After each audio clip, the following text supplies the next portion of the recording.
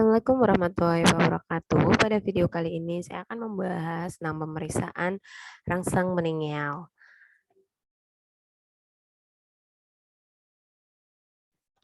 Rangsang meninggal ya atau tanda rangsang meningens di mana rangsang selaput otak adalah gejala yang timbul akibat dari peradangan pada selaput otak atau meningitis atau adanya benda asing pada ruang subarachnoid yaitu seperti darah atau zat kimia kontras dan invasi neoplasma, meningitis karsinoma, yang kemudian akan menimbulkan suatu manifestasi subjektif, itu seperti sakit kepala, kaku kuduk, atau fotofobia.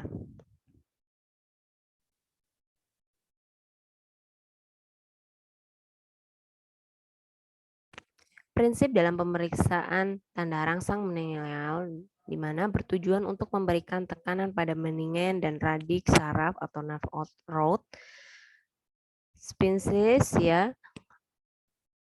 mengalami iritasi dan menjadi hipersensitif. Sehingga dari tekanan tersebut dapat menimbulkan suatu reaksi kompensasi. Namun reaksi kompensasi ini tidak selalu muncul dan terkadang membingungkan dalam penilaian.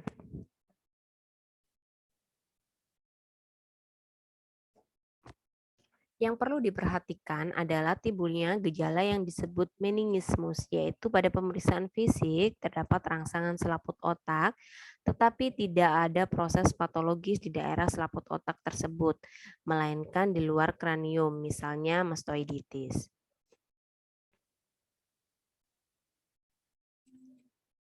Adanya penyakit yang menyebabkan iritasi pada meningens akan menyebabkan timbulnya tanda rangsang meningens, yaitu pemeriksaan tanda rangsang meningens yang kita bahas di sini yaitu ada pemeriksaan kaku kuduk, pemeriksaan tanda kernik, dan pemeriksaan Brudzinski 1 dan 2 ya. Jadi sebenarnya untuk Brudzinski ini ada 1, 2, 3, dan 4. Jadi untuk Brudzinski 1 ini lanjutan dari pemeriksaan kaku kuduk ya. Jadi teknik pemeriksaannya hampir sama dengan kaku kuduk. Sedangkan untuk Brudzinski 2 ini teknik pemeriksaan hampir sama dengan Kernisain.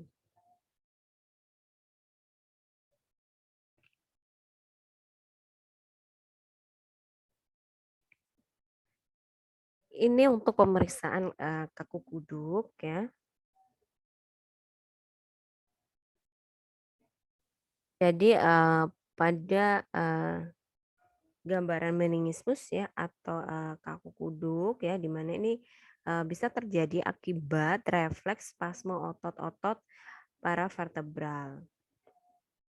Jadi dilakukan pemeriksaan dengan cara ya pasien diminta untuk berbaring ya, kemudian pemeriksa ada di sebelah kanan pasien dan menempatkan tangan dominan pada kepala pasien dan tangan non dominan pada dada pasien. Kemudian kepala dirotasikan ke kanan ke kiri ya untuk memastikan dalam keadaan rileks ya. Kemudian kepala difleksikan secara pasif dan diusahakan kepala bisa mencapai dada ya. Jadi dagu ini bisa mencapai pada dada. Jadi seperti pada gambar di bawah ini ya. Jadi melakukan atau memfleksikan area kepala ya dengan tangan pemeriksa dominan pada kepala dan non dominan pada area dada pasien. Ketika ada suatu nyeri ya atau suatu tahanan ya atau dagu ini tidak bisa mencapai dada, dikatakan kaku kuduk ini positif ya atau hasil yang abnormal.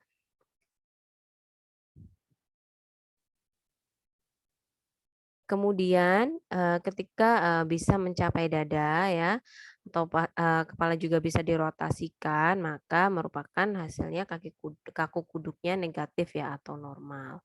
Selanjutnya yaitu pemeriksaan tanda kernik ya. Pemeriksaan tanda kernik sendiri Ini merupakan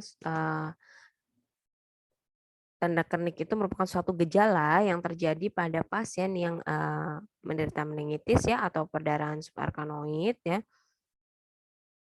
di mana pasien tidak dapat memperpanjang lutut ya dengan paha tertekuk di pinggul pada sudut 90 derajat ya. Jadi ketika pada sudut 90 derajat ya seperti pada gambar ini ya,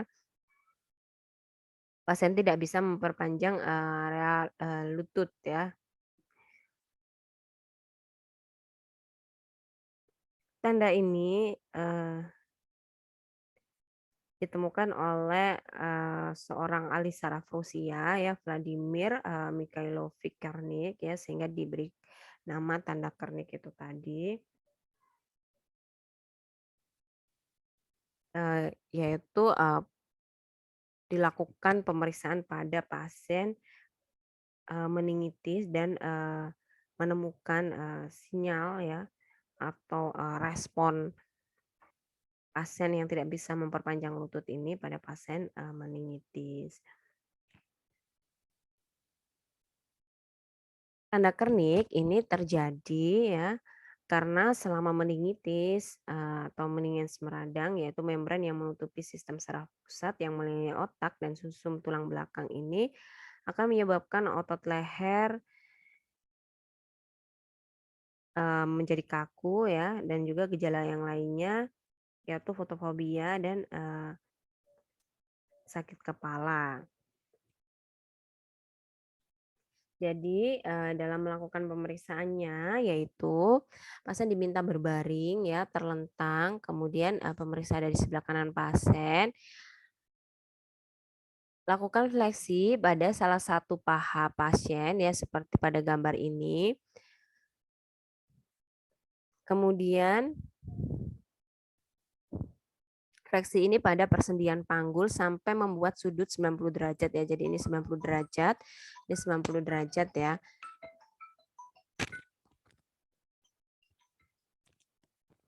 Kemudian kita ekstensikan tungkai bawah sisi yang sama pada persendian lutut sampai membuat sudut 135 derajat atau lebih ya. Jadi posisi kaki ya, bagian tungkai ini diposisikan 135 derajat ya.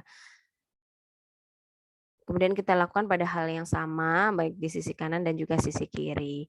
Ketika pasien ya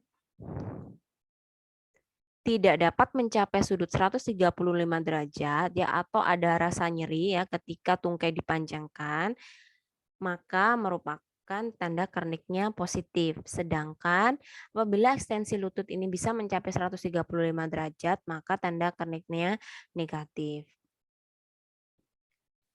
Selanjutnya yaitu pemeriksaan Brudzinski 1, di mana pemeriksaan Brudzinski 1 ini yaitu sama ya, hampir sama dengan pemeriksaan kaku kuduk ya.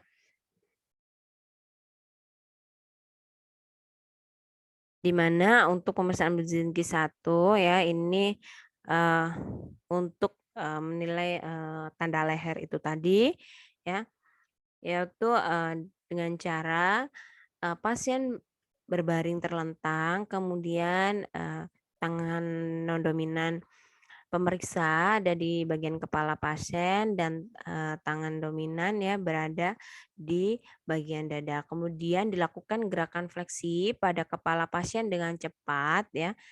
Gerakan fleksi ini ya dilakukan semaksimal mungkin. Jadi ketika dilakukan gerakan fleksi pada area kepala, jika lutut ya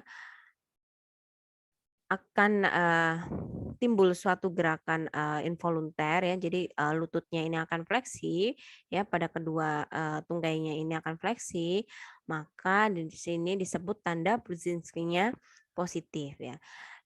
Jika ketika dilakukan fleksi secara cepat tidak timbul fleksi involunter pada tunggainya, maka Brudzinski-nya negatif. Ya, selanjutnya yaitu Brudzinski 2 ya. Brudzinski 2 di sini yaitu hampir sama memeriksanya dengan Kearney Science ya. Jadi pasien diminta berbaring terlentang, kemudian tungkai bawah pasien dilakukan fleksi secara pasif pada sendi panggul dan sendi lutut ya, seperti tanda Kearney.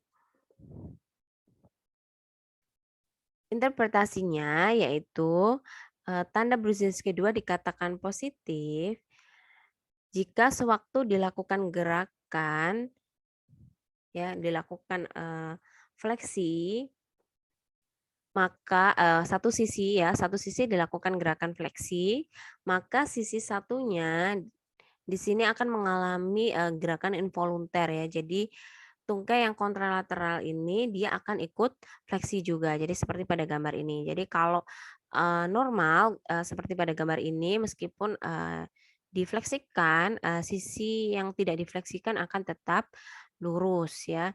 Sedangkan kalau tanda Brusselsi 2-nya positif, maka ketika sisi satunya difleksikan, maka sisi yang tidak difleksikan ini akan mengalami gerak involunter, yaitu ikut fleksi juga. Ya baik, mungkin itu yang bisa saya sampaikan pada video kali ini. Kurang lebihnya saya mohon maaf. Wassalamualaikum warahmatullahi wabarakatuh.